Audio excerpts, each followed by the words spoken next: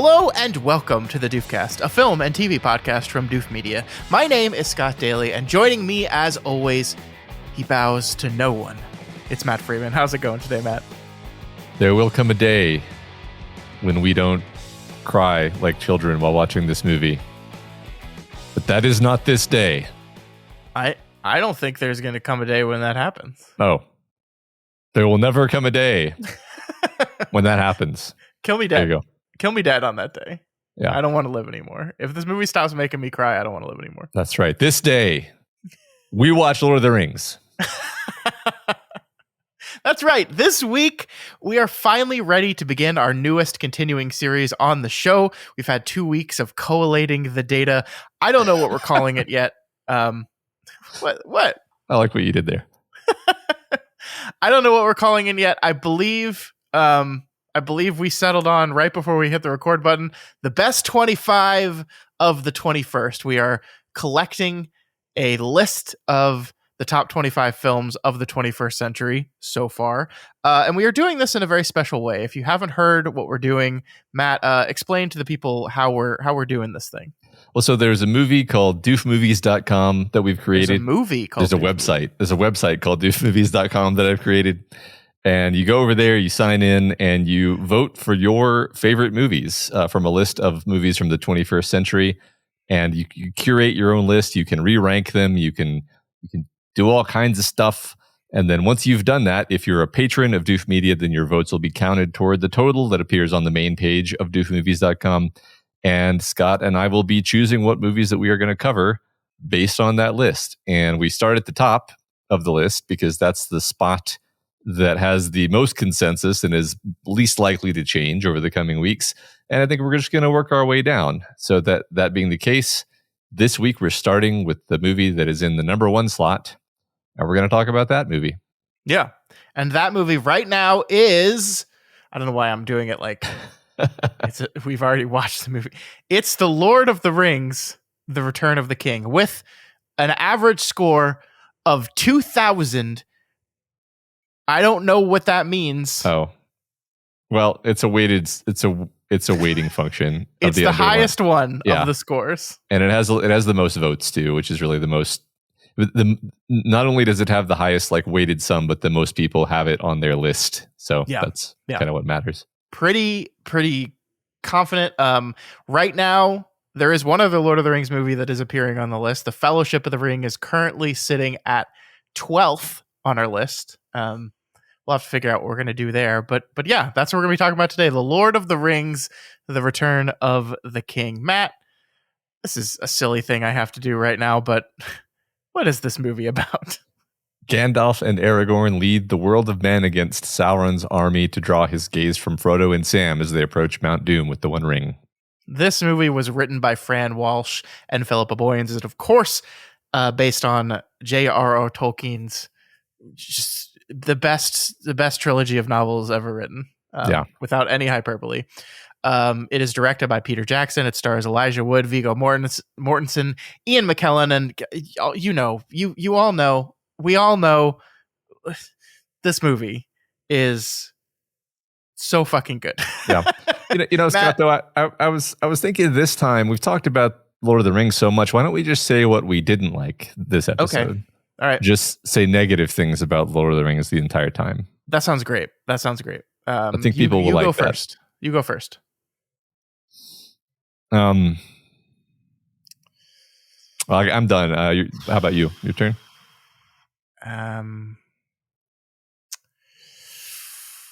Cool. Okay. All right. Good episode.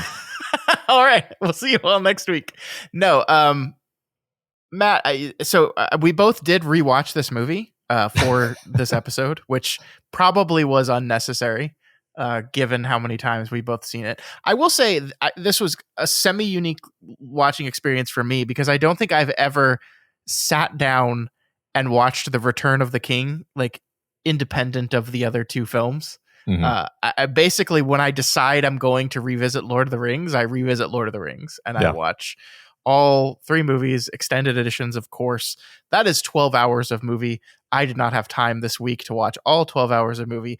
I only had time to watch 4 hours of movie. And so that's what I did. I watched just The Return of the King. So it's like really the first time I've done it this way. How about you? I watched it. I've been watching these every year for a few years now. And yeah, I watched this one by itself. And actually, I made the intentional choice to watch the theatrical release. Oh, interesting. Even though that's not normally the edition that I watch, for many reasons. The main reason is that the theatrical edition doesn't have like the coolest scene in the movie, which is Gandalf facing down the Witch King on the battlements. But I knew that, but I was like, I kind of am just curious, since it's been a long time since I watched the theatrical cut. I just want to get a feel for the differences. And there really are, there's kind of systematic differences between how the theatrical cuts feel versus how the extended cuts feel. And it really, like, it comes down to, like, they just feel a lot more like a tight action movie. Whereas the extended editions feel a lot more character driven. This is the most original observation in the world, I realize, but like most discussions of the differences come down to like what scenes are in which cut, right? Sure. And I was actually intentionally like kind of defocusing from the scenes specifically and thinking more like what is the feeling, because I've watched the extended edition like the most recent 8 times. That one's very firm in my head. Now I want to remind myself what this one is like. And yeah, it's not bad, right? It's not like, oh, the theatrical cuts are bad. They're still actually extremely good. They just don't have this feeling of spaciousness and this feeling of being this ensemble of characters, all of whom are kind of living their own story. We're really kind of rushing through a lot of these less central characters. Again, it's necessary. The movie's already like 3.5 hours long, even the theatrical cut. So I just thought it was kind of interesting, something I was paying attention to this time. No, that's really cool. Because yeah, for me, it has been so long since I've seen the theatrical cut. I literally don't remember. Like when you said that the Gandalf and the Witch King, I forgot that was not a theatrical cut scene. So does that mean like Gandalf just doesn't have a staff anymore, and the movie just never explains what happened to that? Yeah, so I was definitely a bit distracted watching this part because because the blow by blow makes so much more sense in the extended edition. This is legitimately an interesting topic, I think, because it's not just that there are scenes in the extended edition that aren't in the main one. They actually have to do some intricate cutting things up, because in that one, it's simply Pippin comes directly from Denethor closing the doors in his face, looks for Gandalf, finds Gandalf, says Denethor has gone crazy, he's going to burn Faramir alive. They get on the horse, they're riding the horse up toward the top of the tower. The Witch King lands in front of them. They have their repartee, breaks the staff, the horn of Gondor, or the horn of the Rohirrim sounds, and the Witch King leaves. And then Gandalf, and then we our attention goes that way, and then when next we go back to Gandalf, they're going up to the spire. So it's all very linear. In the theatrical cut, they have to cut from essentially just some almost random scene of Gandalf fighting to have the horn of the Rohirrim blowing before Pippin has found him, of course. Interesting. We do the whole the Rohirrim coming in part, and then literally in the middle of the charge, we cut back to Pippin finding Gandalf, saying, "Denethor, he's burning Faramir alive," and then Gandalf pulls him up on the horse, and then like it's all just intercut differently, and then we just clip out that whole part where he loses the staff and he just kind of doesn't have the staff anymore. And you're like, frankly, I definitely remember watching this in theaters and honestly never wondering like where does staff go? Like it doesn't occur Yeah. to you. You don't So notice. Yeah. I mean, yeah. that's the bet that they were making, is you wouldn't actually notice that, and you don't. That's so funny, because one of the things I was thinking as I watched the Battle of Pelennor Field and the whole charge is like that I think this movie does something very well that a lot of other movies that have tried to emulate Lord of the Rings don't do well, is that it just has such a good understanding of pace that it knows when it can cut away from things and when it can't. And like the Rohirrim charge and that whole thing plays out in like on an uninterrupted sequence, I guess only in the extended edition.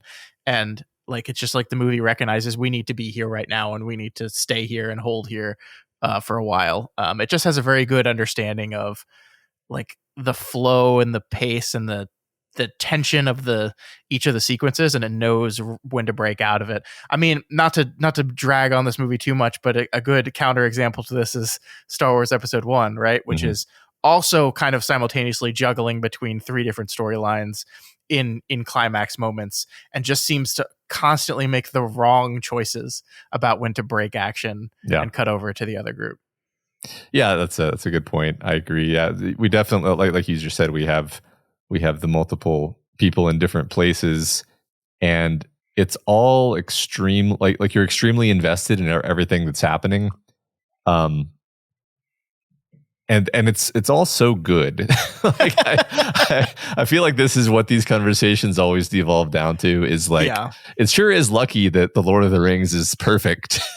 so you can just easily adapt it into amazing movies. Not easily, I understand it's difficult, but like there's so many amazing moments in this movie. Like you start this movie and you almost forget like, oh, Sam fights Shelob in this movie, and that's like that's like better than like anything in any other movie, and that's just one piece of this movie that you forgot was in the movie, right? Like it's such a good story, and there's so much love put into making it in every possible way. And then, okay, this is something you and I were kind of kicking back and forth. I'm always trying to look for like a new angle, because I feel like we talk about this constantly. So like I was just thinking like Peter Jackson really is doing a sort of magic spell on you with these movies, because you know, you sit I sat down to it. I kind of sat down to it cold. I was kind of, by that I mean like I wasn't thinking like, I'm really in the mood for Return of the King. I was just like, all right, I got some time. I'm going to put on Return of the King and just go into this from whatever else is going on in my life and work and kids and everything, and just going to start doing and it starts, and you're immediately like, for the first I would say 20 minutes maybe, you're very conscious of like, this is a kind of a weird movie. Like, oh yeah, Peter Jackson, he shoots things in a way where like he uses all these close-ups. His camera moves a lot. And he uses a lot of handheld too. That's what I noticed this time, that he's in handheld a lot. There's a ton of handheld, and there's a lot of these sort of like almost caricatured shots where he'll do like the Hitchcock zoom. He'll do these like the camera is like falling back as something kind of comes up and over the camera, or the camera is coming like up and over something, at like very dynamic. Like the camera is part of the action. I like what one shot that really jumped out to me this time was when the camera goes, it very end of the movie zooms out from Gollum's face through the center of the ring, and then I love up. that shot. Yeah, and it's an incredible shot, and it's so bombastic, right? But like you come into the movie cold, and you're like, this is so weird. No one else would make this movie this way, but because it's so unapologetically doing the things that it's doing, and no, like it just sucks you in. It just casts a spell on you, and you're just there with it. Like all of that kind of artifice disappears, and you're just on the movie's wavelength. And then you realize like the reason it's hitting so hard is because he's going so big and so like unapologetically embracing the melodrama and the hugeness of the subject matter. That's what I was really noticing this time. Yeah, I mean, I think that's a great point. So what I want to say is I watched this movie in 4K for the first time. I mean, obviously, since I saw it in the movie theater, I got the 4K, perfect timing actually. I got the 4K discs from my parents for my birthday like 3 days ago. This is perfect timing. Nice. Because I did not have this movie on disc because I don't want to get into this, but I lent my Blu-ray discs to someone and they are gone. And that person claims that they were never given them, and they're a liar, and I'm angry. But Yeah.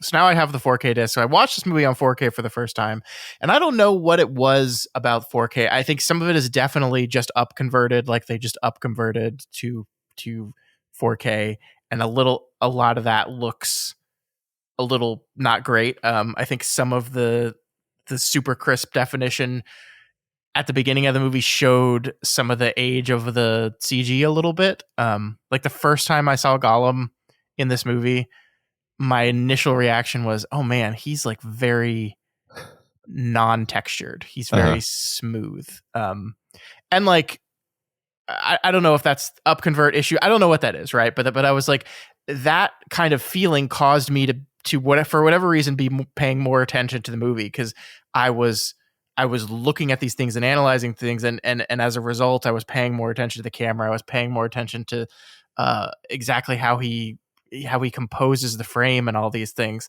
And I was like, man, this is a weird movie. Like it is like, I love it. But like there was a time in my life that I remember, like I knew Peter Jackson. He's the guy that directed the movie The Frighteners, the Michael J. Fox movie. I saw that movie before I saw Lord of the Rings. And I remember, I watched Lord of the Rings, and then I was like, oh yeah, it's the same guy that did the silly like horror comedy movie. And then like I've seen other Peter Jackson things since then. I was like, this is the guy that did this grand epic Lord of the Rings film. And now, like, actually paying attention to these movies, I'm like, yeah, of course it's the same guy. Like, he films this movie in a lot of ways like a horror movie. Like, I cannot get over the whole Aragorn under the mountain scene, because that is just, he's just shooting that like a horror film. Yeah. And like so much of the movie is that, even the non-scary weird parts. You're absolutely right. How his camera moves around the scene, how it moves, like how the physical camera moves around the scene, and how he chooses his digital camera in the special effect shots to move around the environment is like nobody else would do it this way. Yeah. And it creates this movie that looks very distinct and of itself, but like also kind of weird in a wonderful way. Don't get me wrong here, in a wonderful way. Right. I think, back when the movies came out, there was, infinite discourse about like the special effects being amazing. Yeah. And that's true. Nothing that I'm about to say is to argue that point. It's more like the discussion of the special effects kind of like maybe overshadowed the discussion of like the art direction and specificity of the visual design for storytelling purposes. I'm not claiming that people don't appreciate the visual design of the movies. They clearly do, but I think there are like layers of visual storytelling that are happening that are like I don't know, like the whole Shelob sequence as a little like mini film. Oh my god! It's like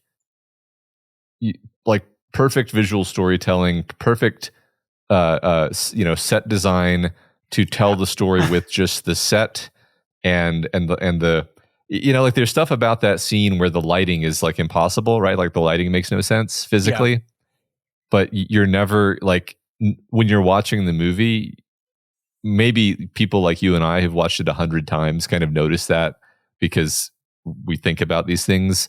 But even if you notice it, you're not like, that's a bad choice. You're actually just like, yeah, I mean, that's kind of cool. That looks kind of cool. Like even though there's nowhere for that light to be coming from, it looks cool, and it's actually a good choice, even though it's an unintuitive choice that maybe you would have thought like, well, you can't do that, obviously.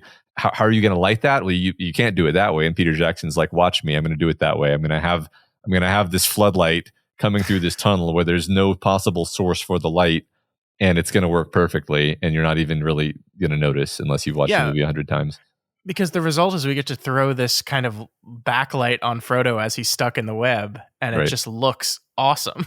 It just looks so great. And who cares? Yeah, like no one watching the movie actually cares. Like that's actually just a cinematographer thing that they will probably give each other shit for, like, hey, where'd that light come from? Like, Exactly. I think you and I were having a conversation about the Coen brothers film. Oh God, which one? I don't even remember anymore. One of the earliest ones. Was it Blood Simple? Yeah, it was Blood Simple. Yes, thank you. And I was listening to an interview with their longtime cinematographer, and he's just giving himself shit for, like, lighting the scene improperly. Like, there's a lamp next to a person, but the light isn't coming from the lamp; it's coming from the other side. He's just like, this is what cinematographers do, and like, no one watching the movie cares as long as it generates the feeling that you want, and that scene generates all the feelings that you want. How many hours do you think the set deck people were in that cave set, just like getting spiderweb exactly where you want it, getting bones and viscera and like all this stuff? Like, that's just like that. You're absolutely right. The attention to detail in this movie. Yeah. Like, there's a lot of green screen in this movie. Obviously, there's a lot of CG. There's a lot of special effects, but none of this movie feels to me like cold and sterile. It all feels just real and lived in. And like they made Middle Earth, they made the world, and it's how can you not love this series? Like, I want to, like, sit down with the person and talk to them for 24 hours until I convince them they're wrong if they say they don't love this trilogy of films. Like, it's just like, you're absolutely right that the advantage here was the source material is just classic good versus evil storytelling in the best possible way. And that's kind of a cheat code, and to making a story that you're invested in. But man, they just pulled off everything. Like, we have seen so many movies and so many trilogies and so many big bombastic action set piece things try to do what these movies do, that it's very easy to see how all the ways in which this could have gone wrong. Like, you can just see it because there's so many examples of it. And so the fact that it went so right is just a testament to every single human being that, like, worked their fucking ass off on this movie. It's like I'm so happy this is, like, the first movie we're doing for this list. Cause by the way, I don't think we said, I don't know if we're going to, like, number this list. Actually, like, it's number one on the list right now, but, like, the point is we just collect a list of 25 films. I don't think we care where they are in relation to each other. Yeah. But, like, I could not imagine this list without this movie, or maybe even all three of these movies on this list. Yeah, I agree. I don't really see a huge need to do the sorting. Yeah. I think, I just agree with you. I mean, there's definitely some people I've met who, they're just not, like, on the same sort of spiritual wavelength as you and I. And I like, some people, this is not, I'm not even trying to say this as like these people suck. It's just, there's, if you're not sort of, like, attuned for grandeur and beauty of a certain kind, and like actually kind of capable of that sort of awe, then you're not gonna experience that. Like, this came out when we were in high school, so there were a lot of people. I mean, I had some close friends who were really into the Lord of the Rings. They were right there with me. We were all mutually in love with these movies as they were coming out. And then I had some other friends in our friend group who the movies just didn't work for them. I think it's like, if you're in a certain space of, ironic detachment from life for whatever reason, then a very sort of open-hearted, unapologetically emotional movie like this is just going to come off as kind of corny to you. But those those people are always the people that I want to, like, reach out to and be like, you don't have to be like that. Yeah, that's fair. I mean, I think you could use the word saccharine to describe this film, and maybe you wouldn't be far off. It is very emotional. It is melodramatic and emotional. It is firing at an 11 kind of the entire time. And I think part of that is the result of it being like, I don't think the Lord of the Rings in general is that. I think that this movie definitely is. Like, everyone likes to make fun of the fact that this movie has 5 endings, but it's because we're saying goodbye to characters we've been hanging out with for 3 movies now. It's Right. not just the ending of this movie, it's the ending of everything. We're saying goodbye to these characters. And like, it's the kind of saccharine storytelling that just gets right to my soul. Like, you're absolutely right. Like, the moments, like the individual moments in this movie, there are like 700 of them, and they're all incredible. Like, and I will never forget them. Like, Mm-hmm. Theoden um sounding the charge and then dying with Eowyn right next to him. Like, that's just awesome moment number 1.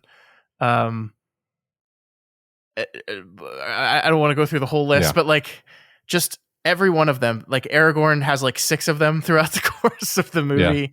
Of course, Frodo and Sam have all like. There's something that stirs in the heart of me when Sam says, I can't carry it, but I can carry you." Like, that just Yeah. like makes me love movies. Like, Yeah. like movies and storytelling and life and all these things are just stirred in me 100 times over the course of this movie. Yeah. I think one thing in my quest to say new things that I haven't said before, and maybe I have said this before. I've given up on that, frankly, by the way. Just like, I think in some ways I've changed my focus, right? Like, I think I definitely still think the battles are awesome. Don't get me wrong, but there's only so many times you can watch the same battle and feel the same exact sense of how awesome it is. Whereas stuff like Gollum's character arc through the Two Towers and the Return of the King just becomes more like sad and tragic to me every time. And you kind of realize, like, Gollum, that there's a few things, that there are many things that make Lord of the Rings unique. One of them is that the protagonists are really these children-sized creatures who never really get stronger, right? The point of them isn't to become the badass hero. The point of them is to be incredibly brave and self-sacrificing, despite being the last people in the world who should be in this position. Which I think I've said something like this before, but it seems like every other fantasy theory series that has tried to copy Lord of the Rings has failed to understand this as the crucial point. But like, Gollum is also in that mix where he is this utterly pathetic creature who has been broken by this incredible evil, and really turned evil, effectively turned into the antagonist of really. I mean, he that's what's fun. That's what's great about him. In the second movie, in the first movie, he's not really in the movie. In the second movie, he is not an antagonist, actually. And then in the third movie, he gradually becomes the antagonist for like totally character-centric reasons. Yeah. And I've dropped 2 pictures in our script, which is obviously not going to be helpful to our listeners, but I'm just, you all know what like Smeagol looks like when he's being all like trusting and Smeagol, and he's kind of got like big eyes, and he looks very, Smeagol almost looks sweet. Like, he's pathetic, but he's pathetic in a way that kind of makes you want to be like, come here, little guy. Like, you're kind of gross, but like, you're definitely a creature that has suffered and deserves pity. And then the second picture I put in the script is like right at the end of the movie where he looks like a demon. And really, but like, actually, this is just his Gollum face. And you can actually see these 2 faces when he's having the conversation with himself in the water. He's doing the Smeagol face and the Gollum face, and they're 2 very. It's a very Andy Serkis thing that he can do this, where he can have like 2 different personas, where he's just contorting his face, and obviously this is a CGI face.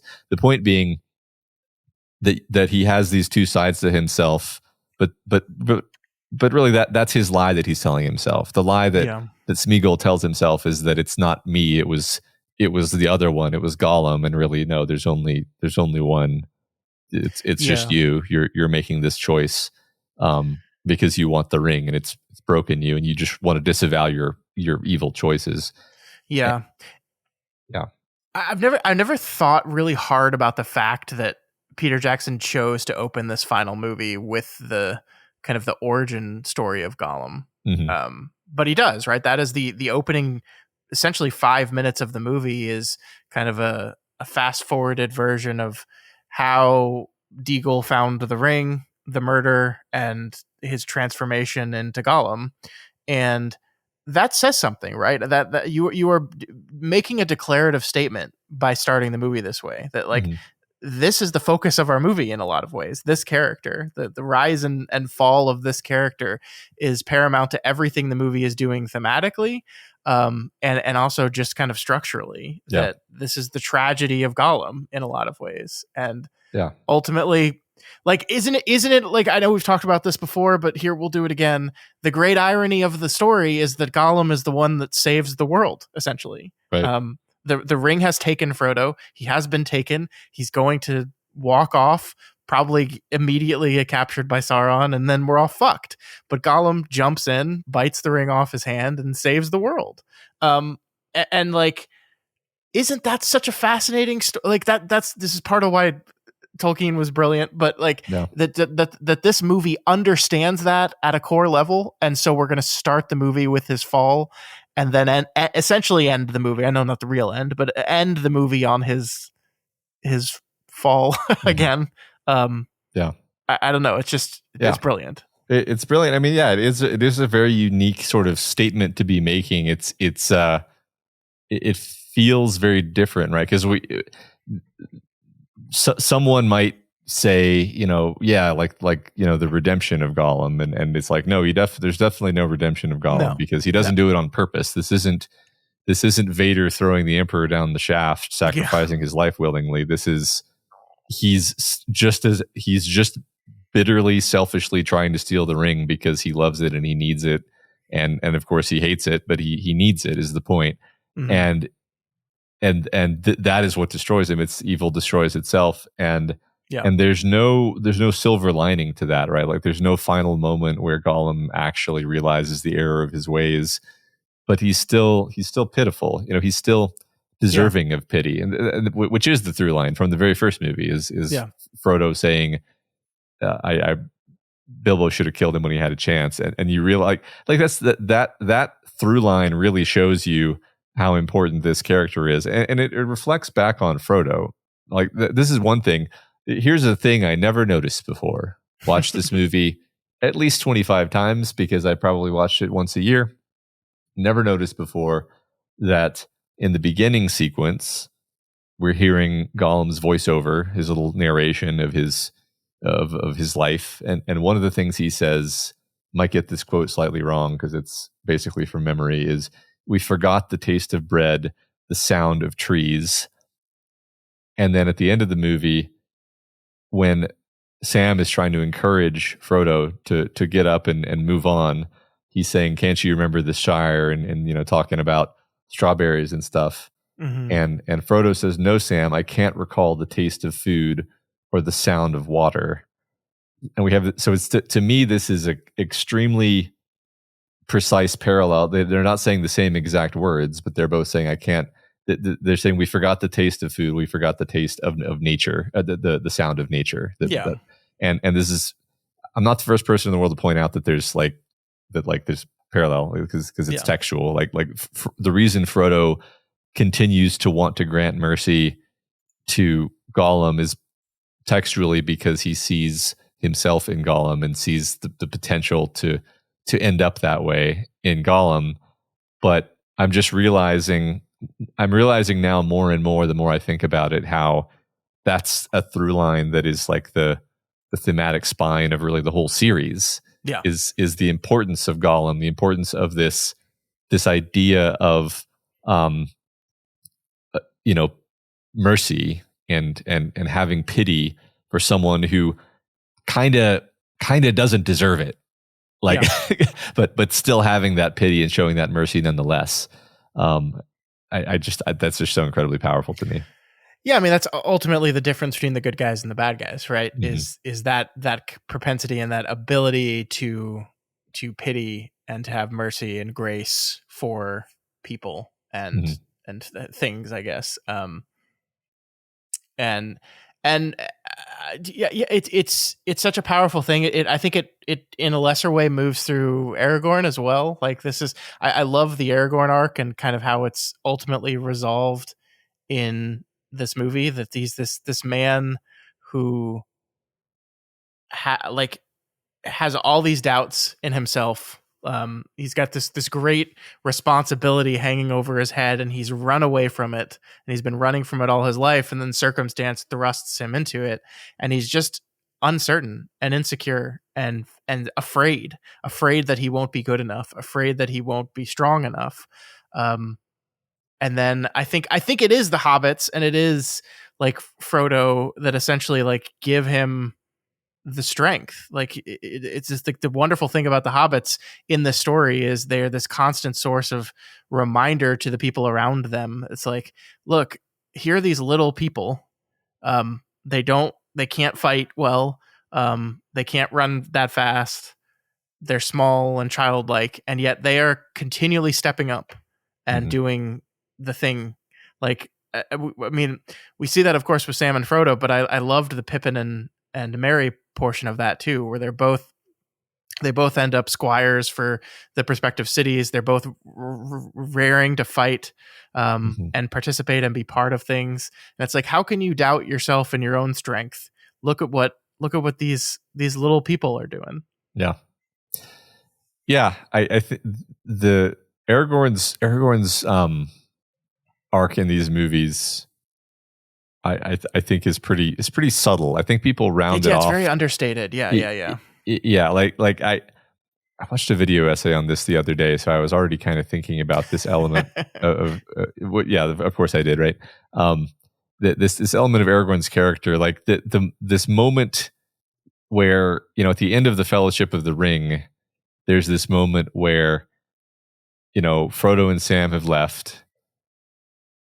Aragorn really has no idea if they're going to be successful. I mean, it's essentially, it's almost hopeless, right? He lets Frodo go not because he thinks it's a great idea, but because in that moment he sees that the temptation of the ring is so great that he has to. Yeah. But that doesn't mean he's like, all right, that's taken care of. It's like for him, this feels like a failure. This feels like he has failed the mission of the Fellowship. Yeah. And then Boromir is killed, and the other two the two hobbits are captured. And he's lost Gandalf, right, who was the leader, so he finds himself kind of thrust into that leadership position. Exactly.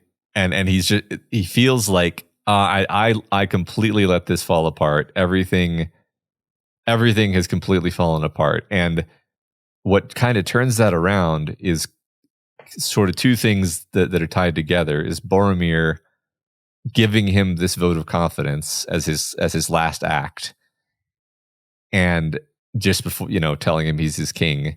And then they sort of give Boromir his burial at sea of just shoving him off into the river. And then after that moment, Aragorn basically just has to make a choice, and he chooses, we're going to go save the little hobbits. And I think one thing that's important for us to remember, for me to remember as a person who like has the stories living in my mind, is like Aragorn doesn't know that this is the narratively correct choice. Aragorn doesn't know that they're going to come across the Rohirrim, and one thing after another, this is going to lead to them helping the Rohirrim to come save the Gondor, right? Like, yeah, he's literally just deciding, like, I feel like I just failed really badly. One good thing that I can do is I can go save Merry and Pippin. This is not necessary to the quest for the ring, right? Yeah. This is, if anything, a distraction. But he understands this is the right thing to do, and this is what he needs to do.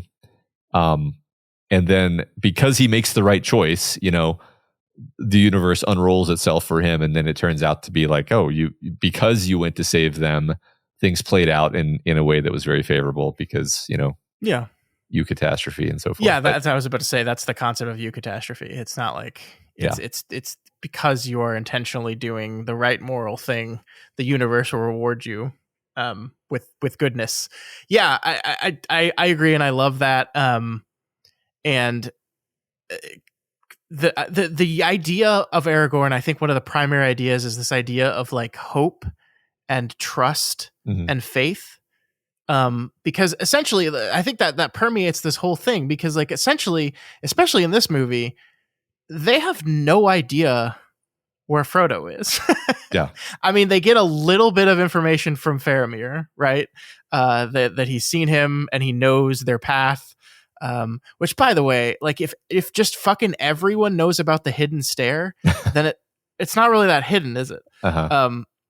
But so they know his path, and they can kind of guess maybe like that, like after the Battle of Pelennor Fields, where they're having that council where they're like, we've got to ride out to the gates, we've got to draw the armies of Sauron away from Mordor to give Frodo and Sam a chance to safely cross through the lands to the mountain. They don't know that he's there. Yeah. They think he's there. They have hope and faith that he's there, but they don't know. And like, I think this is so much of the story of this movie is these men and women like placing trust and hope in these people that are kind of on a fool's errand, and they risk everything. Like that's the whole final attack at the end. We get, I love how Peter Jackson shoots this, by the way, because they allow themselves to be surrounded by the armies of Mordor. Like I love that slow pouring of orcs out of Mordor, and they allow themselves to be completely flanked on all sides. Yeah. It's like, oh, so this is it. If Frodo fails to destroy the ring, the army of men is done, and it's over. And they go off trust, and I think we see that even more acutely in the extended edition with the mouth of Sauron, right? Because that scene is not in the theatrical, right? Correct. And where he has Frodo's mithril vest, and we see like every single character is like destroyed. Yeah. In this moment, because they've just gambled it all. They've rolled the dice that Frodo's there. He's almost at the mountain. We have to do this one last thing, and then we're fucked. And then in that moment, here's your little buddy's vest, and then the mouth tells them lies upon lies about how much he suffered and died, and Aragorn rejects it. Right? He chops off the mouth of Sauron's head. And he just says, I don't believe it. I can't believe it. I won't believe it. And that is like the faith that these people continually place is just so important and central to everything that this movie is doing, I think. And why the story unfolds the way it does. And I love that. I love that so much. Yeah, I agree. I mean, I think Gandalf's another character who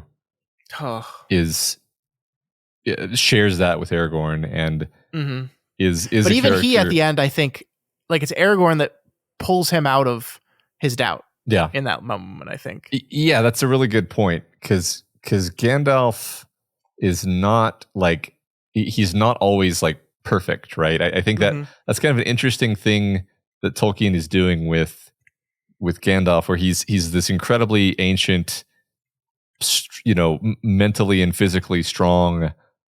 Like he's the dude. He's been fighting the dark and fighting Sauron for literally thousands of years, I believe. But he still needs to take strength from the simple courage and goodness of the hobbits and of people like Aragorn.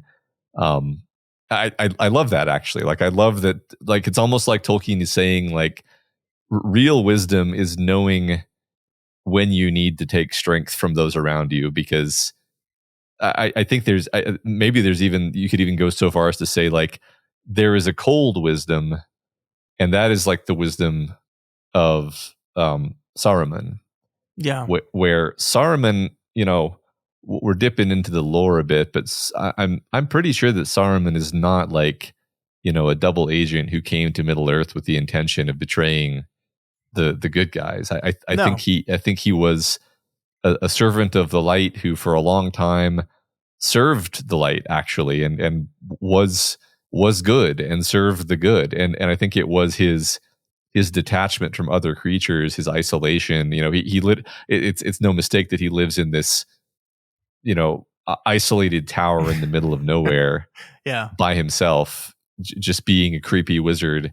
Whereas Gandalf, he's out there, he's walking around, he's riding around, he's going between places and doing diplomacy and making friends with the hobbits. He's becoming grounded. He's staying grounded at all times. And Yeah. and Saruman falls to despair because he has no one to rely on. Yeah. I mean, I think Saruman calls him out of this on this explicitly, right? He says that like it is kind of your love of the halflings that has kind of blinded you to your mission, is what Saruman is essentially accusing him of. And he's ultimately wrong. I think so, yeah, because the movie makes very clear that it is Gandalf's way that is ultimately the right way, because the people he entrusted to do this thing are actually the ones that did it. Yeah, it's so awesome. It like just speaking of moments, the moment from just like a filmmaking perspective of the ring has been destroyed, the tower falls, the eye explodes, and these slow motion shots of everyone cheering Frodo's name and the power and joy of that moment. And then the volcano explodes and the horror of realizing that, oh, he's dead, cuts through everyone. I think Merry and Pippin do the best job of this. Like the look on, I think, Merry's face when he realizes that is just really good stuff. Yeah. I think another talent that Jackson has is knowing to sort of you make sad things sadder by making the highs higher. So he gives Merry and Pippin these happy-go-lucky personas where you start out with them at the beginning of Fellowship and just the most maximally goofy, silly, slapstick almost characterization. And yeah, they get a little spooked in that movie eventually, but like really it's only in this movie where things get so incredibly dark.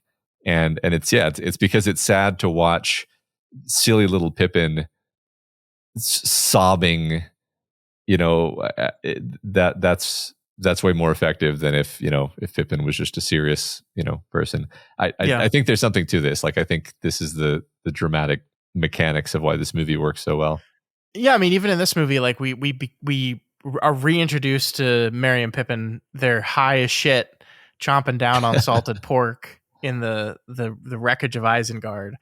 So we meet them in this very kind of goofy, and I think this is like one thing I noticed. This is kind of a tangent, but one thing I noticed in this viewing more than any other, maybe it's just because this is a product of me watching this movie, and only this movie.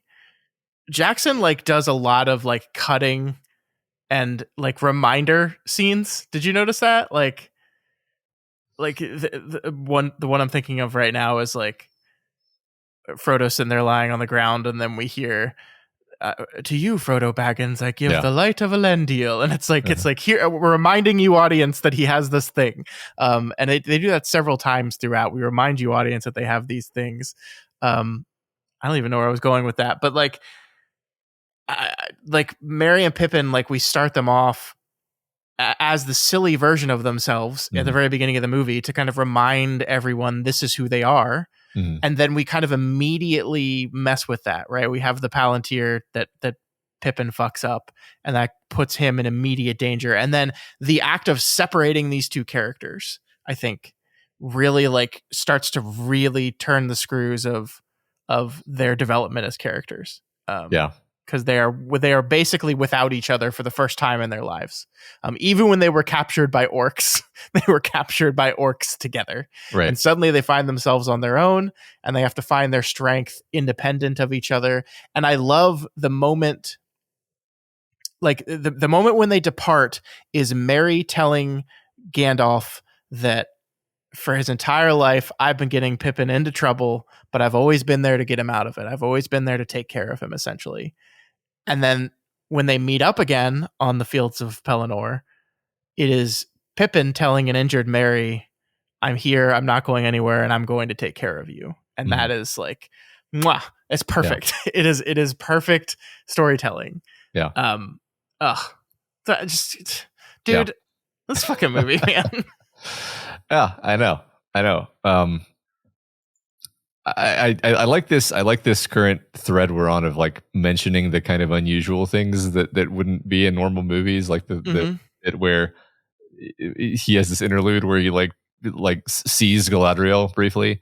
I've always loved that in particular because you're jumping. I think contrast is the word here that maybe ties together a bunch of the stuff we just talked about, like contrasting Merry and Pippin being goofballs, smoking their weed, and then Merry and Pippin sobbing on a battlefield, surrounded by corpses, and then also like Frodo at his lowest point up to this moment, alone in a cave, being hunted by something that he can't see, and then we contrast this with the Lothlorien, which is basically a heavenly, like impossible magical place. Yeah.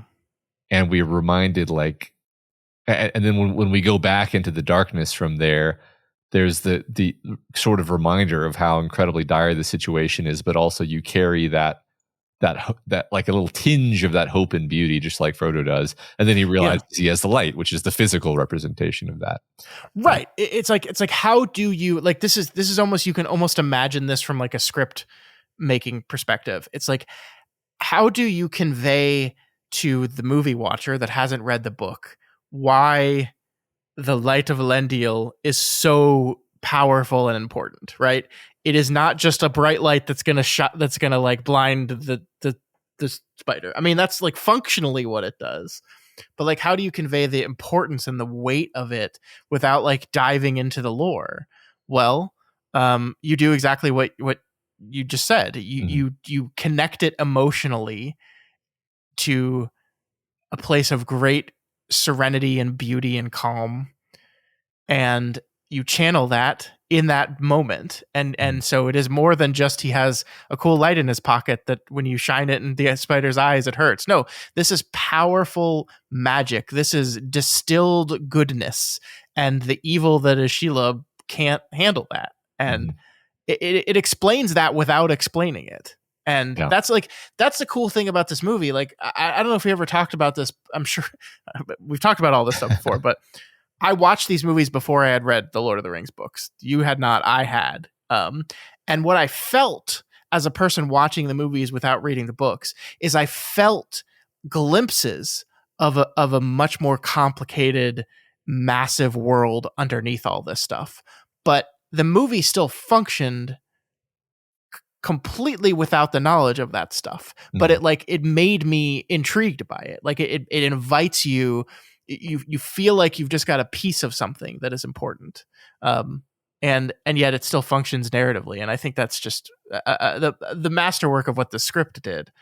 But it just the scenes like that really enforce it. That like I can't explain to you what this is or what it means or anything, but I can summon you to an emotional moment with it. Yeah, I think in a lot of these places he might be sort of. This is me making a guess, obviously, but it's like he's trying to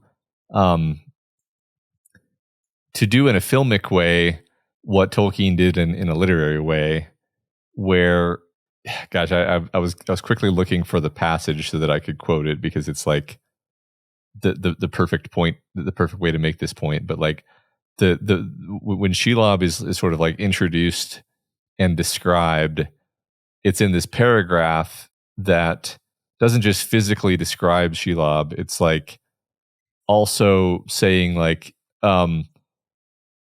something like her had come across, this other mythological character in the past, and back in the time of other mythological character, and no tales exist of how she crossed from that mythological place to and it's all these words where maybe one or two of those things have even been mentioned in the story up until now, but it's doing the thing that Tolkien does a lot, where he's kind of gesturing at this massive existing world of mythology and history, and that Shelob is this being from deep time who has lived in this cave. But the point being, he doesn't just say Shelob was a very ancient spider who lived in the cave for a long time and ate the orcs. Like he ties it to this web of imagery of it being part of a grander thing. And I think that's what Peter Jackson is constantly trying to do. He can't literally break out and say, like, Shelob actually came across Beren and Luthien, because in a movie contest that's not going to make any sense. But he can do he can give you imagery, he can give you concepts, he can give you even just like the set decor is the thing that he relies on for so much of this stuff, where it's like, man, that just looks the look of Minas Morgul is just, man, there's a story there. Like we're not going to go inside Minas Morgul.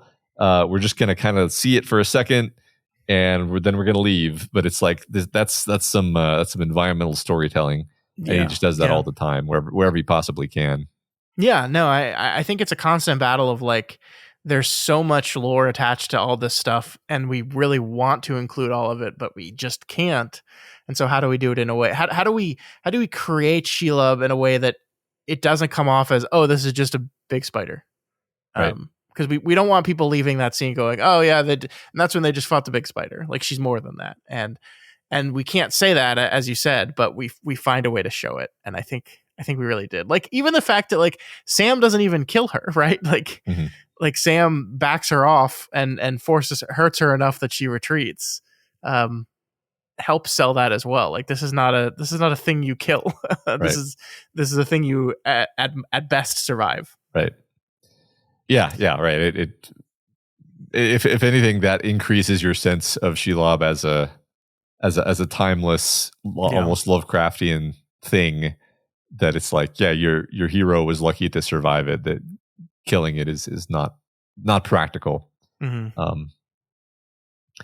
Yeah, that's it. Can I just let's give Elijah Wood some really just great face acting credit when he has to be paralyzed by Shelob. First of all, just the ability to summon saliva to come out of his mouth in the first moments of the paralysis. And then, I mean, a lot of it's makeup, but just the paralyzed Frodo stuff is like, he's so gross looking. Yeah. He's so pale and gross looking. And he's got like, I think they just like puts like little beads of like dirt or something on his face that I just want Sam to just like brush them off the whole time. Yeah. It's great. I love that. For some reason, I always notice that as he's about to fall, Shelob actually grabs him right out of the air so he doesn't hit the ground and starts wrapping him in web. And then moments later, when Sam appears, Shelob just drops him on the ground and his head smacks into the ground really hard. I did notice that this time. He really does like hit the ground hard. It's almost certainly a CGI Elijah Wood cocoon, but I still notice it. Also, okay, I try to avoid talking, just like gushing about how good the special effects are in this 25-year-old movie, but like, that's the kind of thing that you don't even really pay attention to the fact that was definitely real Elijah Wood, and then somewhere in that sequence transferred to fully CGI Elijah Wood. And I never notice it, right? Yeah. Like so much of the, like there's simple things. Like there's a scene later in the movie where like a troll is pounding on a door with a hammer, and you see the troll pound on the door from the one side, and the door shakes. You see it shake, and then it's pounding like rhythmically. And then on the third strike, we cut to the other side of the door, and the humans are standing there with their spears, and you see the door from this side, and it shakes on this side, and it shakes in like the same way. you know, and like your brain is like, yeah, that's because the troll is hammering on it from the other side, and it's like, no, there's There no is no other troll, side. there's no other side.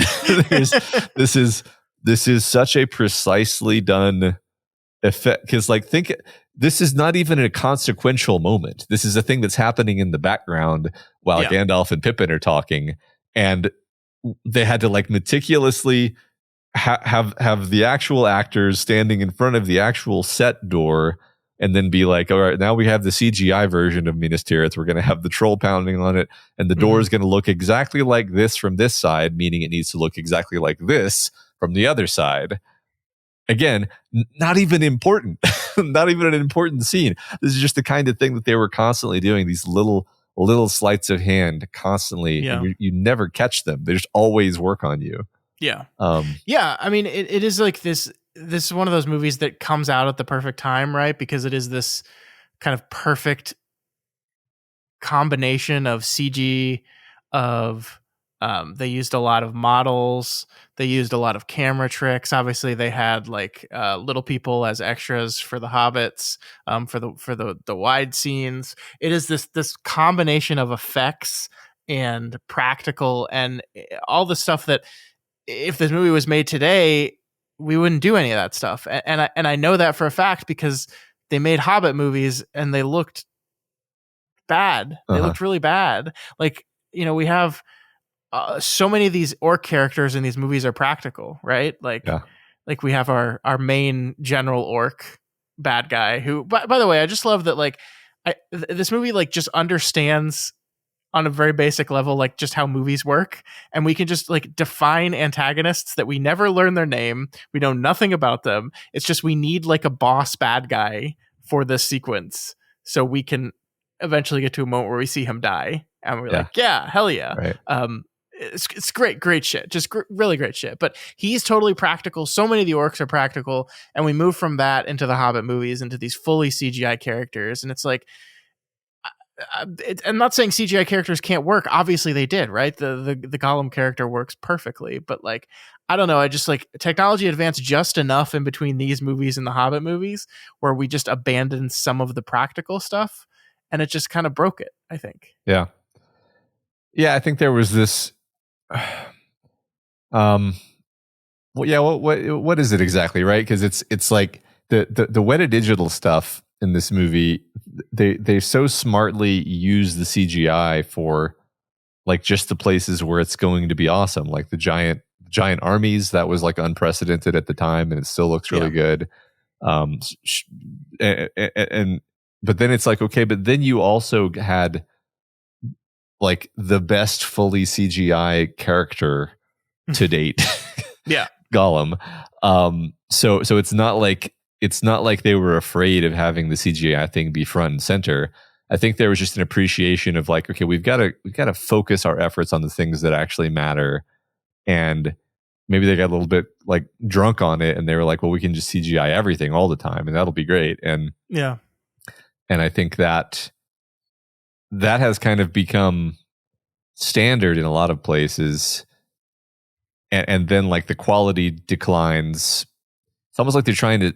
This movie is like seeing how incredibly extra they can be, and like the modern standard is like, let's see how many corners we can get away with cutting. It's instead of like, let's see how.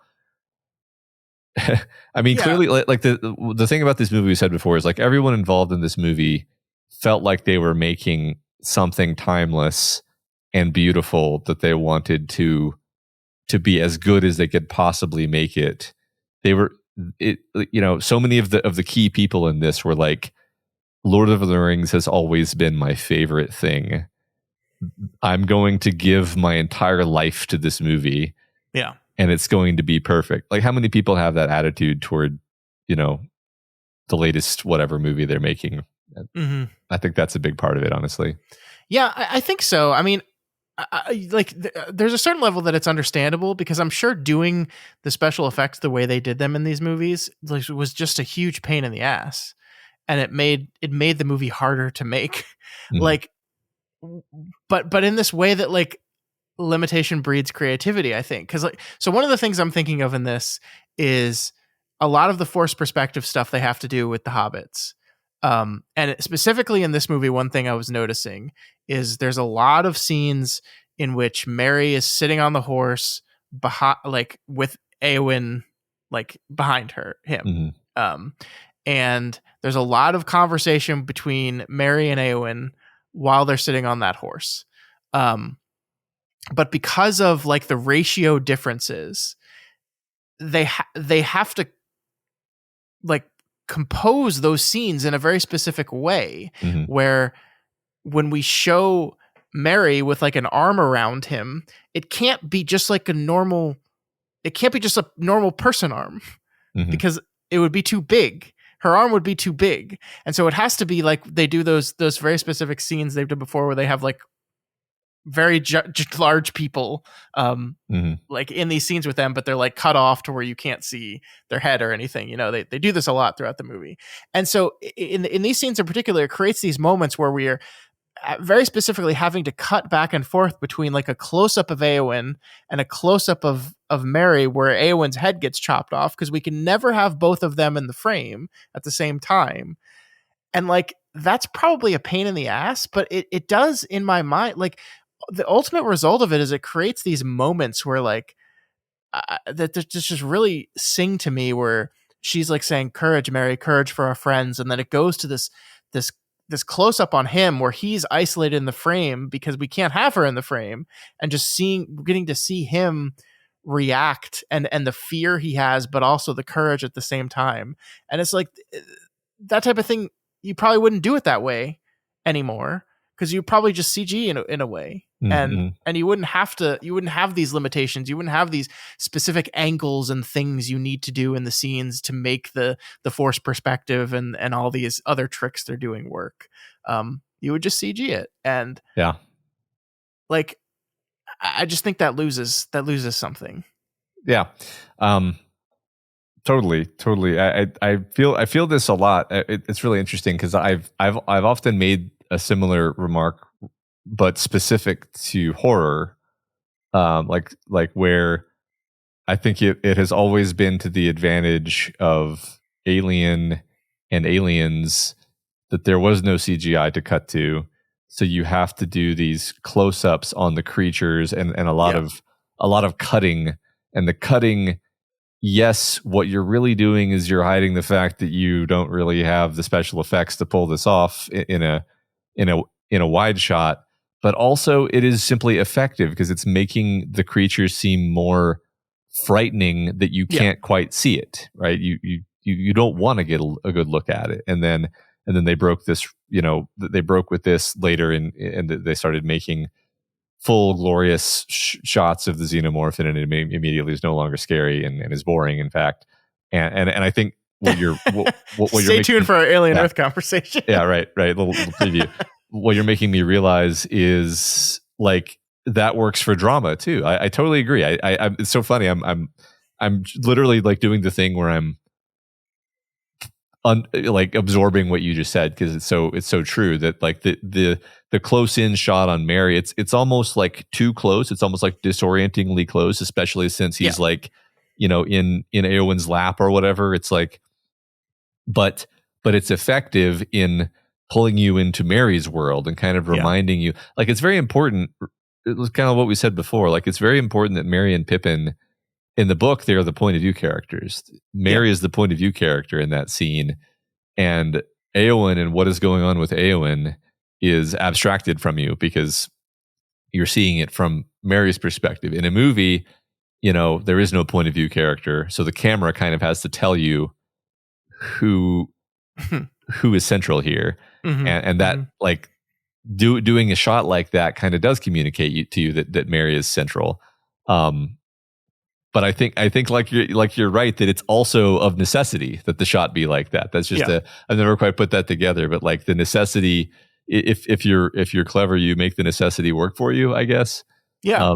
I mean, we've talked about this so many times, but I think that's true. Like when we talked about the one episode of Mike Flanagan's The Haunting of Hill House for our Flanagan's Wake podcast, like they set out to specifically make a a one-shot episode, and that brought a whole bunch of limitations to it. But you can find a way to make your limitations be advantages and be ways of determining and focusing your style in a way that maybe you wouldn't have thought of if you didn't have to do it that way. And the best filmmakers know how to capitalize on those limitations to make them make sense, to make it so that's the only way we could have shot that scene, despite the fact that it was physically and literally the only way we could have shot that scene. Yeah. The old and I think Lord of the Rings does that over and over and over and over again. Yep. But I think the ultimate question is, why couldn't they just fly the ring into the mountain with the eagles, though? Right? That's what kind of ruins the movie. Kind of ruins the whole Lord of the Rings saga, if you ask me. Yeah. It's always could have just done that. 5 minutes, boom. We talk about this every time we talk about Lord of the Rings, and it's because it just remains to be it's the dumbest thing ever. Yeah, ever. Yeah. Can I tell you something that I did not like the first time I watched this movie, and now I really like? Sure. The thing I did not like is the "I'm no man" moment. The first time I watched this movie, this movie came out in 2005, I think it did. I don't remember. I think we were in high school when the first two came out, but I feel like I remember going home for winter break from college for the last one. It came out in 2003. 2003. Okay. Jesus. Yeah. Okay. So I was like an 18-year-old kid. Yeah. And I thought that line was stupid. And I was like, again, remind you, I had not read the books yet. So I walked out of the theater going, I bet that's some movie bullshit, and that didn't happen in the book. Of course, everyone that's reading the book knows that is literally exactly how it happens in the book. And I've grown since then to really love it. I've really loved that line. Is it a little silly? Sure. It's very like Macbeth in like, okay, we're just playing with technicalities here, but that's what I love about it, is like it also kind of like there's a lot to be said about this movie, and this story really doesn't highlight female characters very much, which I think is a fair assessment. But like I do think Jackson and Philippa Boyens and Fran Walsh like found a way to create this arc for Éowyn. And it is this thing that if you pay attention to it throughout both of the movies, but especially this movie, like she's this person that is begging to be able to do something, is begging to be able to contribute, is like she's this woman that wants to fight in this world of men, and constantly being told, no, this is not the place for you. You don't belong here, yada, yada, yada. And then she gets this ultimate moment at the end of, fuck yeah, I'm the only one that could do this. Right. And is it playing with like a funny like prophecy technicality? Sure. Yeah. But I love it. What I love about it is one of those things where this is not a complaint, because I can't physically complain about Lord of the Rings films. But like I kind of wish that they had clarified to the audience that the scream of the Nazgul is supposed to basically be like supernaturally terrifying, and if you like the mere presence of the Nazgul, and especially their like shriek, is supposed to be like petrifying, and you're gonna piss your pants if it's like if they're doing this at you. And like this is important to bring up here, because this is the Witch King. It's the scariest dude ever. He grabs Theoden, tosses him. Everyone else runs away. Yeah. In terror. All of his leal bannermen, all the brave men have vanished, nowhere to be found, because this is the Witch King. He's so terrifying. Éowyn just walks right up and faces him off while he's screaming at her in the face. He's like, that's not just like, oh, he's making a noise. It's like he's using his terror power directly at her.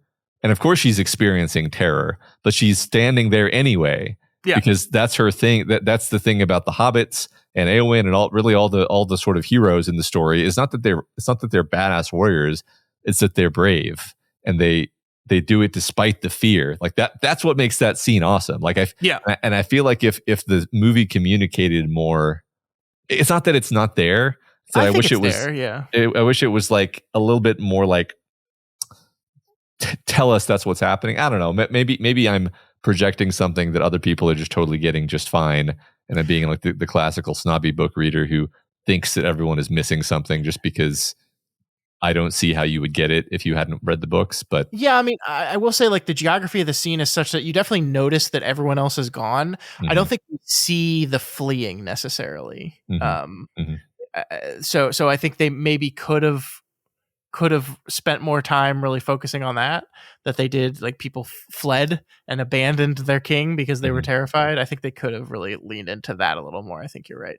Yeah. And it's great because the earlier conversation with Éomer where he's talking about how the hobbits don't belong on the battlefield because in the midst of battle with the blood and viscera and the fear takes them, he will flee and he would be right to do so. Right. Mm-hmm. And of course he's also simultaneously talking about her as he says this. And they both know it. That's the subtext of the scene. And then she does the exact opposite. Mm-hmm. And it's awesome. It's so awesome. I will say though, Witch King, next time, maybe don't use a completely impractically large mace, because that thing was just way too big to be fighting like a person. I got to tell you, I love the mace. I love the shot of Eowyn's terrified face, and then we back up and we see this comically large mace. Yeah. It just drops to the ground. Yeah, it's like, but it takes so long to swing it that she just easily dodges it. Yeah, well, until it catches her and shatters her arm. Yeah, well, she tried to putting her shield up was a bad call there, Eowyn. Yeah. Go back to training. It's not a good call. Yeah, well, gets the job done, I guess. Yeah.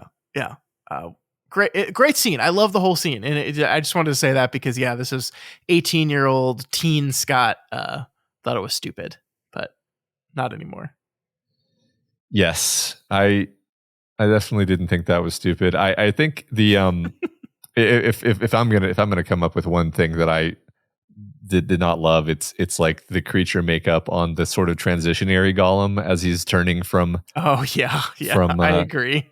I was just I like every time I watch the movie, especially because that's how the movie is beginning, and you're like easing your way back into this world, and you're just like, okay, I guess I don't understand why you wanted to do it like this.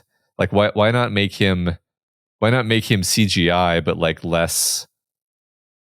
It just looks really bad. It just does. I'm sorry. It's like the one effect in the whole movie that I'm just like, and the whole series really, that I'm just like, that's a miss for me. Yeah.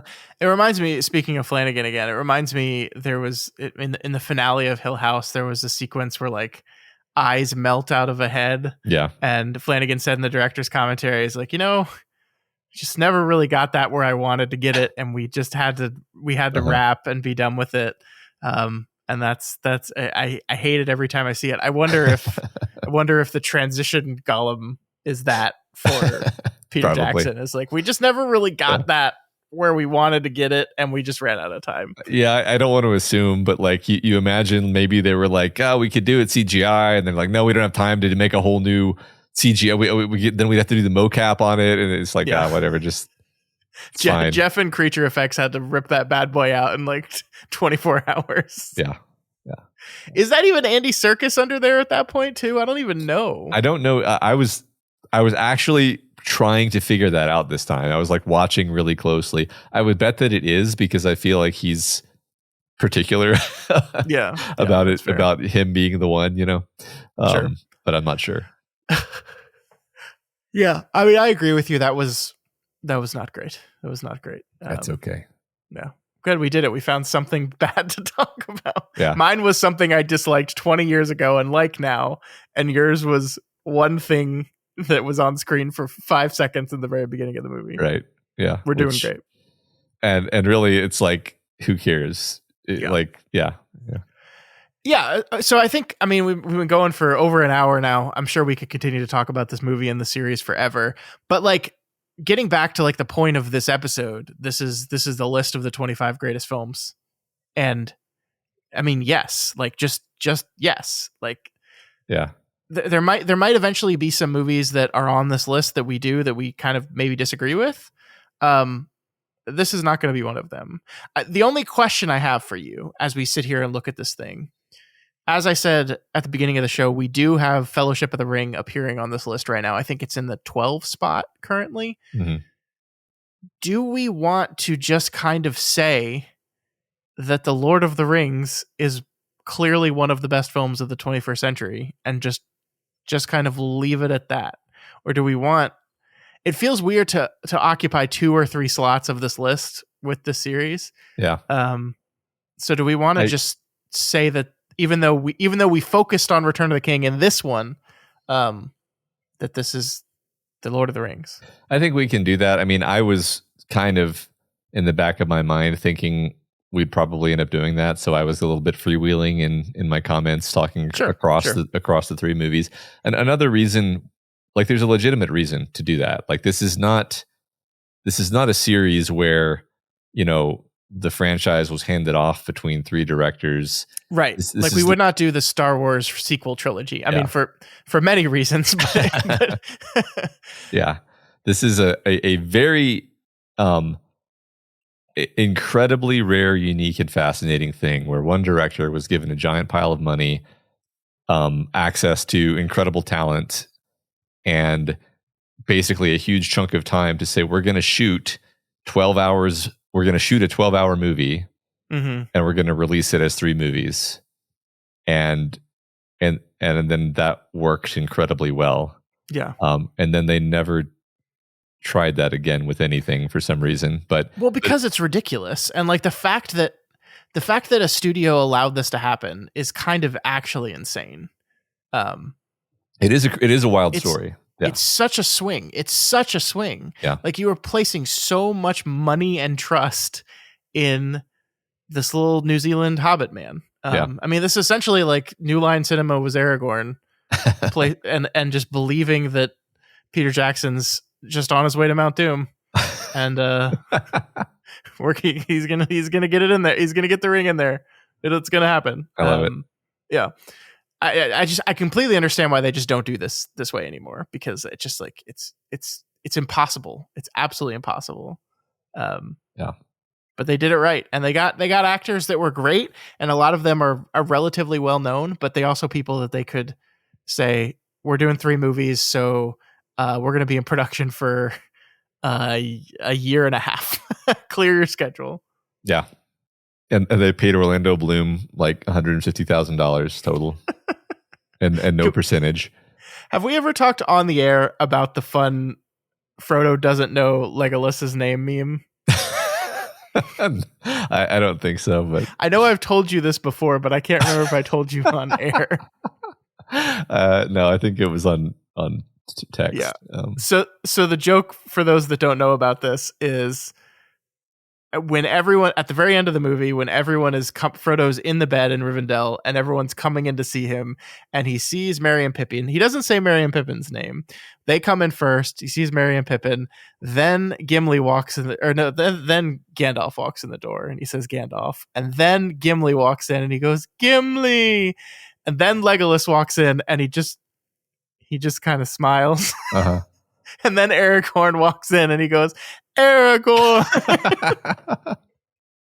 It's like he doesn't know Legolas's name. He hung out with him just a couple of times. Yeah. And he doesn't know his name. He was that guy who was with us. That was a long time ago, man. I loved the endings, by the way. Like, I know one of the popular complaints is this movie ends so many times, and I just, like, literally from the moment that Aragorn says you kneel, my friends, you kneel to no one, and the entirety of Minas Tirith kneels before these 4 completely overwhelmed hobbits, like, I'm crying, and that lasts through the credits, basically. Yeah. I mean, I definitely am tearing up for all that, but there there's so many moments even prior to that where it's not even that it's like sad. It's just like the emotional power of it. I think I don't know if other people experience this, but like if something is just overwhelmingly powerful on any emotional axis, I will like tear up from that. Like I'm just like overwhelmed by it. And this movie does that to me so many times. Nope. And it's happening more. I mean, maybe it's Parenthood. I don't know, but like I just feel like I was watching fucking K-pop Demon Hunters with my son on last Friday, and the end of that movie when she's singing about the three of them getting together, I'm like, oh, it's so powerful. Yeah, it's so powerful. It's beautiful. Yeah. So no, I agree. I mean, the For Frodo moment gets me, especially seeing Merry and Pippin be the second ones to charge. It always gets me. Yep, that's great. Like every moment with Sam encouraging him on is powerfully emotional and gets me. But the end, I'm a mess. I really don't like. I've seen this movie so many times.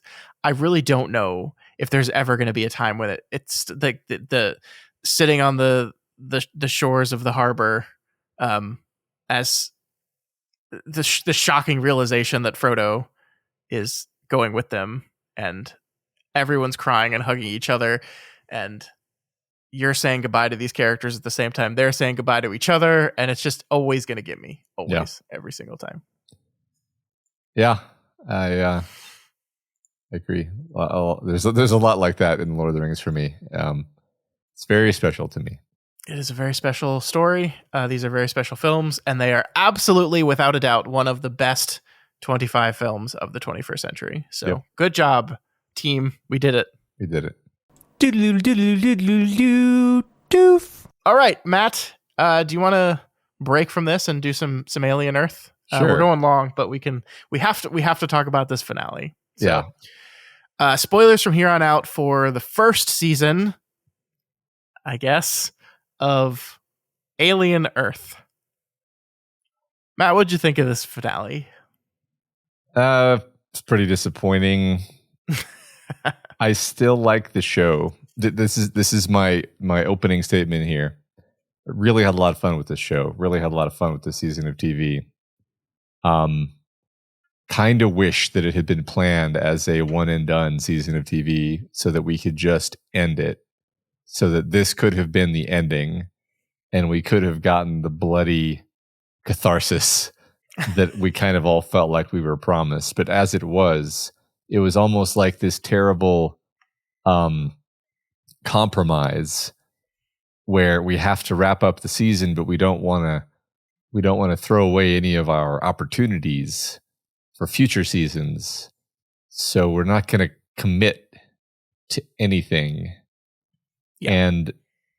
And so you leave the ceiling, the season feeling very unsatisfied. Did not love this episode. Really, honestly, did have fun with this show. It's a divisive show. I get that, and I see why. This episode did not ruin the season for me, but it was a pretty disappointing finale. What did you think? Yeah, it did not ruin the season for me, but I'm going to go with step for. I thought this was a bad episode of television. Mm-hmm. I was pretty thoroughly disappointed by this, and it's like, I had been like reading a lot and listening to a lot of people talk about this show over the last few weeks, and I've been listening to a lot of people's complaints, and I understood those complaints, and I just often did not agree with them, or maybe a better way to put it is I was like, yeah, but I think that's going to be either explained or explored by the end of the season, is kind of the things that I was saying in my head. Mm-hmm. And maybe so what I did was built an unfair expectation for what this final episode was going to be. But it's not anything. I mean, like there are definitely cool moments in it, like Morrow and Kirsch fighting and talking was great. There was a brief moment where I thought they were going to kill Kirsch, and I was going to lose my fucking mind because I was like, you can't not explain to me what he's doing and why. Right. One thing I was actually listening to an interview with Timothy Oliphant earlier this week, and it actually made me appreciate Kirsch a little bit more than I'd had already, because one of the things Oliphant said is kind of the general rule he went with is this guy hates Boy Cavalier, but he cannot hurt him. Mhm. Like his programming, whatever, his directive, he cannot physically touch this guy or do anything to him, but he despises him. And so everything he has to do is kind of like maneuvering around him. Mhm. And I liked that, maybe something I had like subconsciously recognized, but wasn't like consciously thinking about. And that I think helps a lot. But yeah, I thought he was going to die. I was going to be so mad about it. Speaking of which, at the end of the last episode, Nibs is electrocuted to death. Mhm. And then at the start of this episode, just kidding, Totally she's fine. Yeah. I mean, we already didn't like the ending of that episode where Yeah. It's just So yeah. I'm of two minds of this, because like I thought that Wendy's reaction to Nibs was a reaction that you would have when someone has died and your brother has just killed one of your friends. Now, really, what is actually happening in the story is she is furious with Hermit because, as the conversation they have later says, he chose humans over them. Mhm. That's what she feels. And she feels betrayed by it and angry by it. But like, I don't know, the way that shot was composited and the way the actors performed it, it just felt like she was dead. And then we jump into the next episode with her just like sitting in a cell, just fine. Mhm. And I was just like, I just feel like we needed that connecting tissue a little bit. Like, Yeah. it just, there's a lot of moments like that in this episode where like that's the thing about the show. It's such a gorgeous show, and like there are multiple scenes in this episode that I just loved to death, and like there's multiple compositions in the episode I love to death. I love all the robots in the cage, and then we reverse that by the end of the episode where it's all the humans and cyborgs and then synthetics in the cage. And they're like strung up very specifically. Like we have Boy Cavaliers essentially being crucified. And then just like the placement and composition of where the other people are put around him in the cage was just so good. But the like beat to beat like story shit, I was just like, what are we doing? Yeah. I agree. For a show that has felt so beautifully character driven and fun and like every moment earned for the first like 6 episodes, I really did feel toward the end like this is a complaint that I have so often. And you've heard me make it before, but I'm going to say it again because it happens so often. Is the writer, they have their sense of what the story has to be, beginning, middle, and end. They know how it needs to end. But they're very good writers, so they let their characters breathe. They let their characters make decisions on an episode-to-episode basis. The episode individually is it's a self-contained episodic work of character-driven storytelling. And we're loving it. We're loving it. We're loving it. We're loving it. Then we get to the end of the season. Oh, shit. We have to suddenly make the ending that I had planned work. How are we going to do that? Well, we're just going to have to make the characters make decisions that they would never make. Yeah. Like it's a pretty simple diagnosis really for me that these last 2 episodes, a lot of people behaving stupidly. No, not stupidly. I want to make this distinction actually, because a lot of people were complaining, oh, the characters in the show act stupid. They always act stupid. Everyone always acts stupid in Alien franchise movies constantly. But the people going into the secure lab are all idiots. Stop, everyone. Stop going into the lab. Yeah. Just, can we all agree we don't go in the lab anymore? But like, here's the thing. Like, everyone in Alien was stupid. Everyone in Aliens was stupid.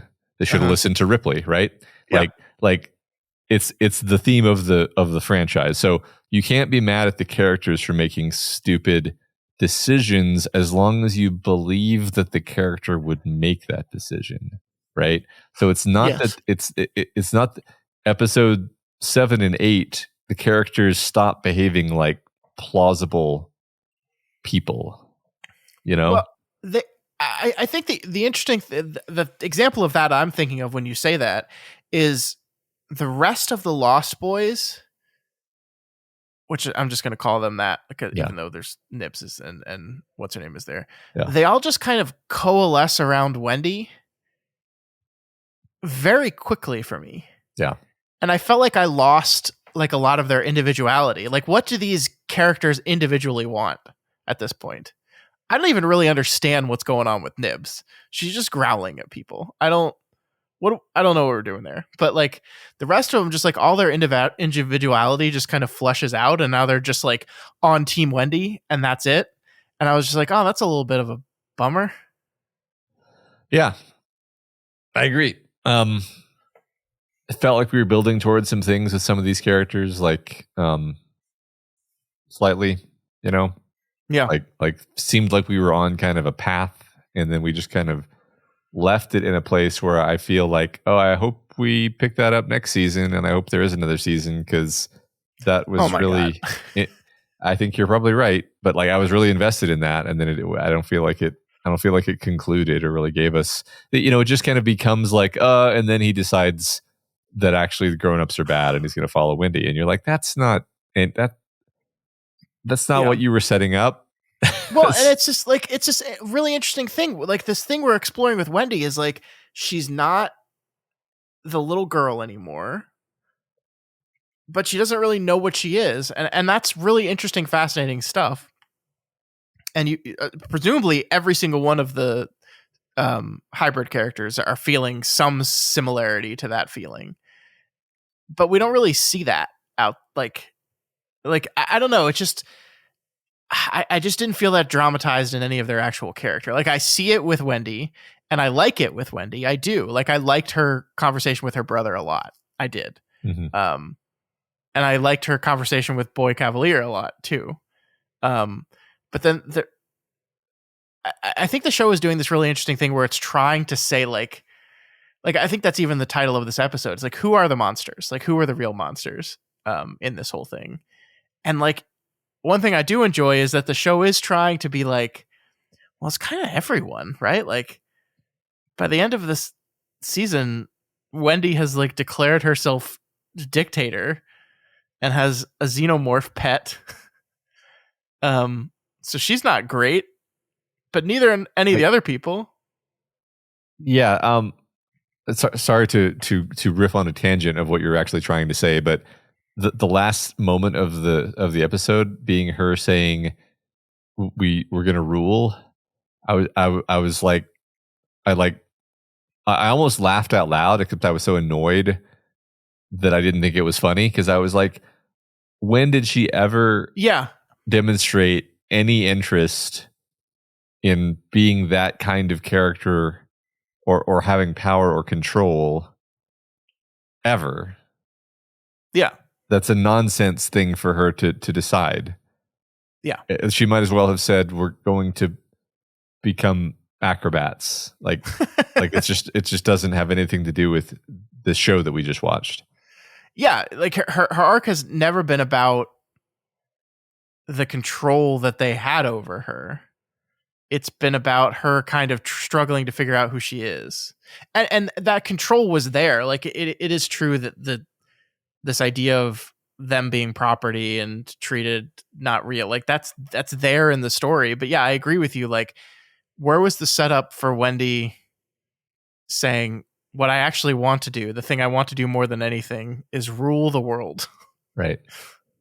Okay. As an 11-year-old or whatever she is.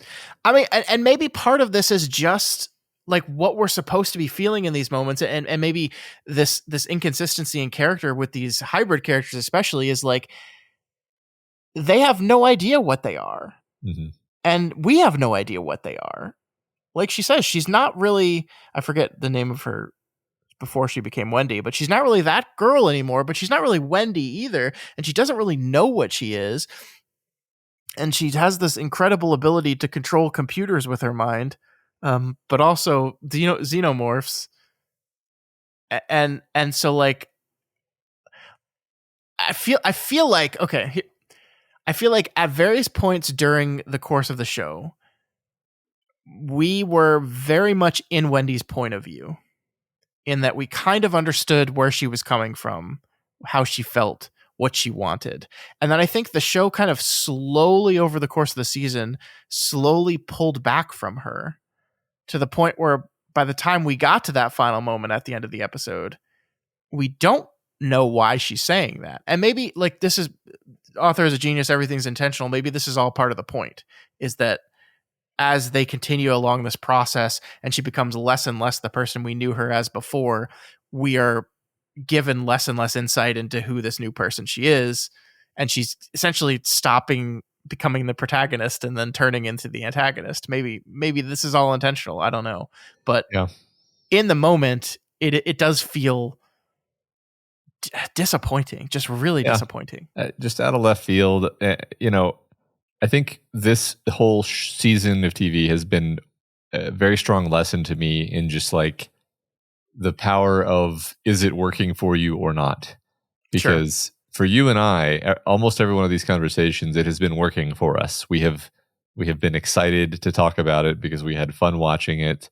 The stuff that maybe we thought was a little wobbly, we just easily forgave, because it's like, I agree that was kind of a wacky choice that they made at that point, a wacky story choice, but the show is really working for me. So I'm going to give them, I'm kind of, it's like they're taking some coins out of the wackiness budget, but they're spending those coins in the awesome character driven horror sci-fi budget, and I'm okay with that. It's it more than balances it out for me. And then for some people it clearly doesn't. For some people they can't get over like the what they perceive to be like irrationality of the characters, for example. And I get that. I think you have more fun if you can kind of let go of that, but I get it. But like there's a certain point, I think we both hit it at about the same time, honestly, plus or minus, where suddenly it wasn't working for us. And then all of the wobbly story choices kind of caught up with us. Yeah. And now we're here having this conversation. So, everything you just said about maybe this is actually brilliant. And maybe like Wendy's character shift is actually exactly what was set up for us the whole time. And so on. Like, I actually think you're right. I think there's a really good chance that you're 100% right that this was in fact the character arc of this character that was being given to us this entire time. It's just the surrounding story suddenly kind of stopped working for me, and so dramatically I just lost track of it. And then when she does that, I'm just like, I don't feel this anymore. I don't feel where this is coming from on any level, because I have lost my connection to this story. Sure. Very fair. Very fair. I would be amiss wrapping up this conversation without saying MVP of the season is Little Eye guy. Yes. So glad he made it out. Disappointed he did not get into Boy Cavalier's eye. I like genuinely torn between seeing Hermit not get a weird eye in his eye and just being super curious what it's going to be like if he gets in Hermit's eye. Totally. And when he escapes down the little cord hatch, I was like, oh, he's going right to Boy Cavalier, and I got really excited. Me too. Not the way it went. Obviously, hopped in the corpse of Arthur, which has its own level of intrigue to it. Sure. Didn't know they could be in corpses, but whatever. Yeah, it's one of those where I didn't like the fact that he could inhabit a corpse, and I came up with all kinds of rules lawyery reasons why that doesn't make sense. And then even while I was doing it, I was conscious of the fact that, like, if I had liked this episode, I would probably think this was awesome. So, I mean, I think it has some potential fun stuff with his wife that's still around. Some fun drama to be mined there. I also wonder, like, we don't know how the eye works. Can it pull the memories of the host? That would be cool.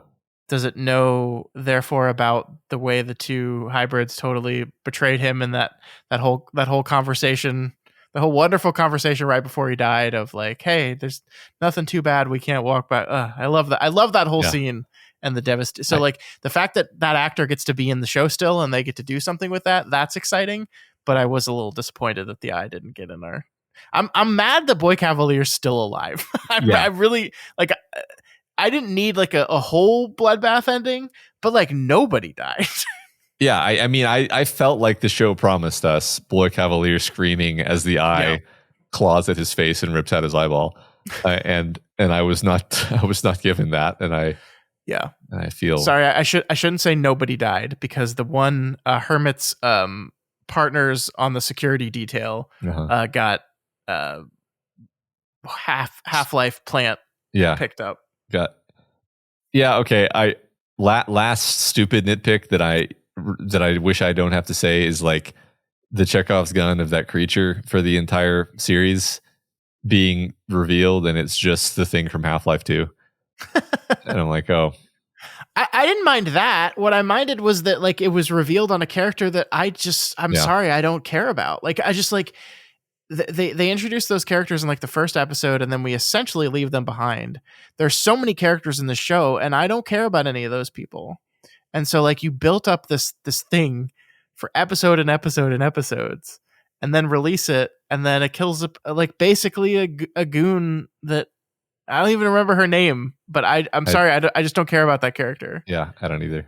And so like it would be cool. Like if you're going to place a Chekhov's gun in your show, it has to pay off in like a really exciting dramatic. Like there's got to be someone we really know that succumbs to that.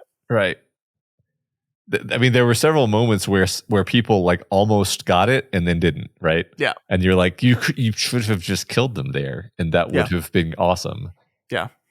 But anyway, LVP of the season, the Xenomorph.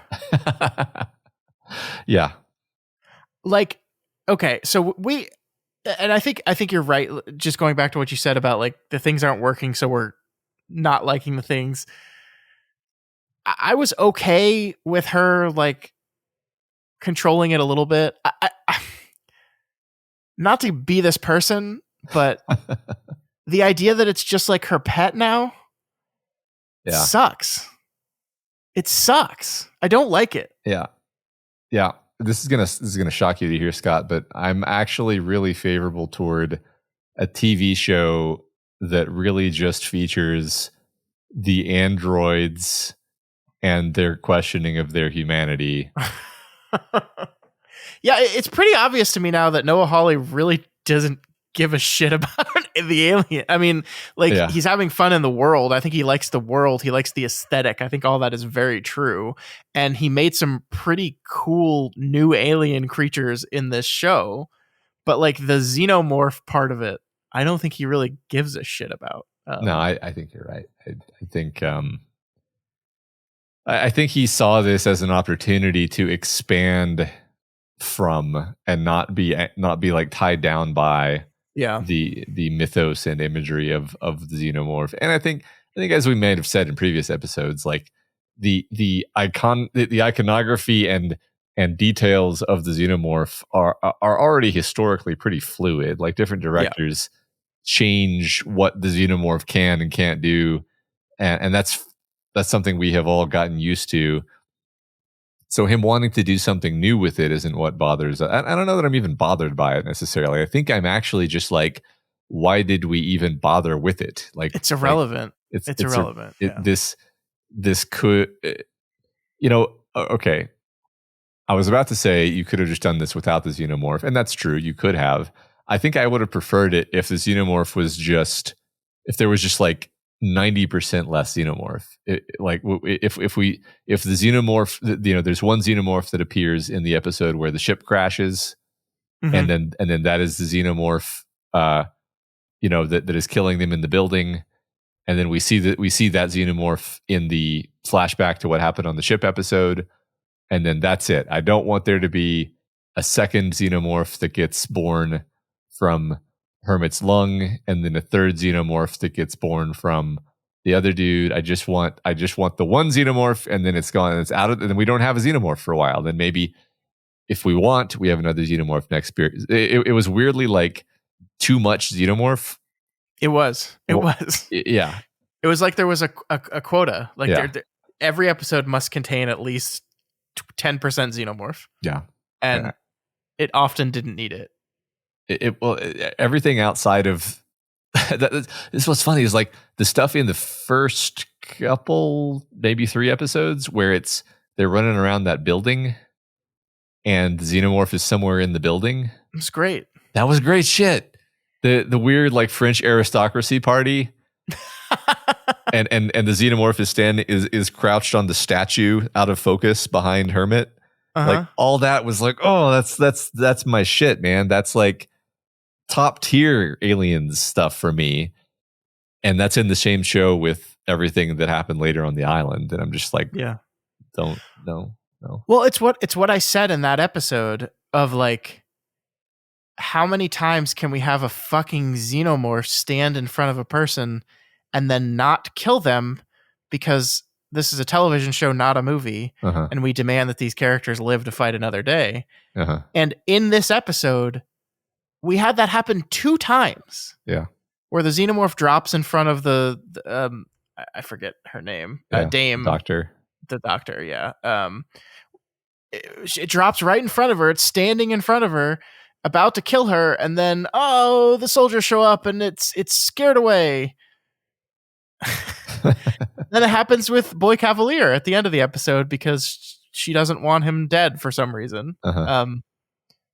It's just like, how many times can we have this fucking thing stand in front of someone and not second mouth them? Yeah.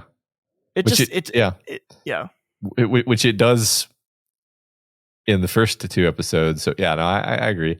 And then it just like, it kills No Names, right? It's like, it'll stand in front of Boy Cavalier and not do anything. Yeah. And then door opens and a bunch of easily disposable non-named characters, red shirts, come in, and then we can have the xenomorph go kill those in like a dramatic CG set piece that has no emotional weight to it at all because we don't know who any of those people are. And then just a boy just gets to stand there and then be hung up in a cage later. It's just like, I don't know, man. I just like, this is the thing. This is actually the thing that I feared with this, is that we can't kill anyone. Yeah. And that's what I thought. I thought, like, speaking about how we were defending the show up until the end, because I thought we were building to this moment where we're just going to fucking kill everyone. Yeah. And we didn't. Yeah. I agree. I felt exactly the same. I felt like that was the promise of the premise, right? You get a bunch of terrifying monsters, and then you get a bunch of idiots who you hate. And then you say, okay, the promise here is that these monsters are going to kill these idiots. And then that's not delivered on. And I'm like, did you not know the promise you were making? And my God, if this doesn't get picked up for a second season, what the fuck? I appreciate the rolling of the dice and that we're just going to tell this is a TV show and we're not going to wrap up our whole story in a season, but they wrapped up no story. Yeah.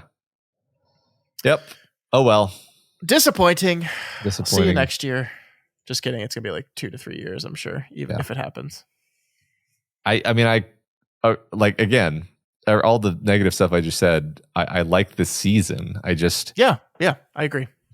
And I would love another season. I just, like...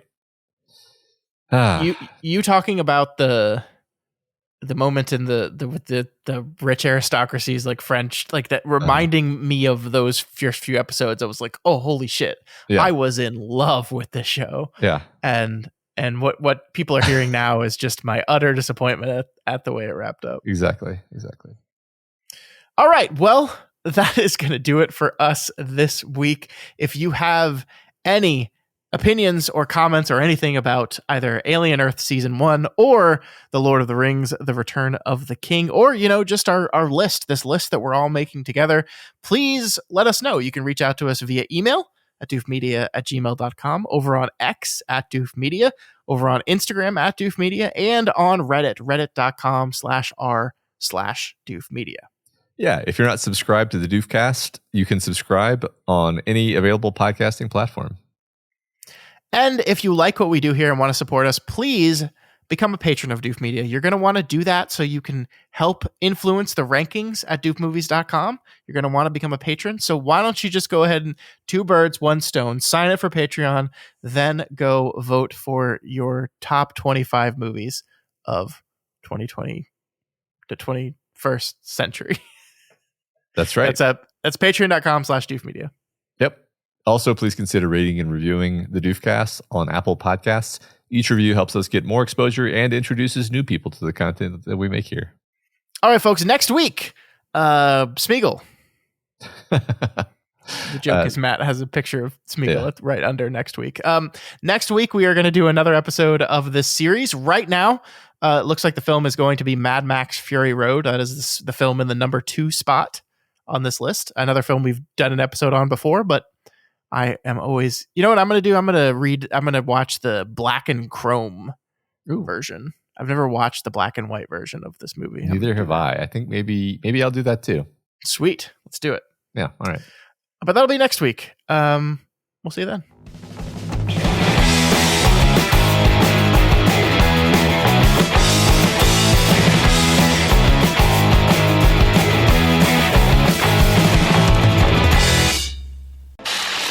My name is Doof, and you'll do what I say. My name is Doof, and you'll do what I say.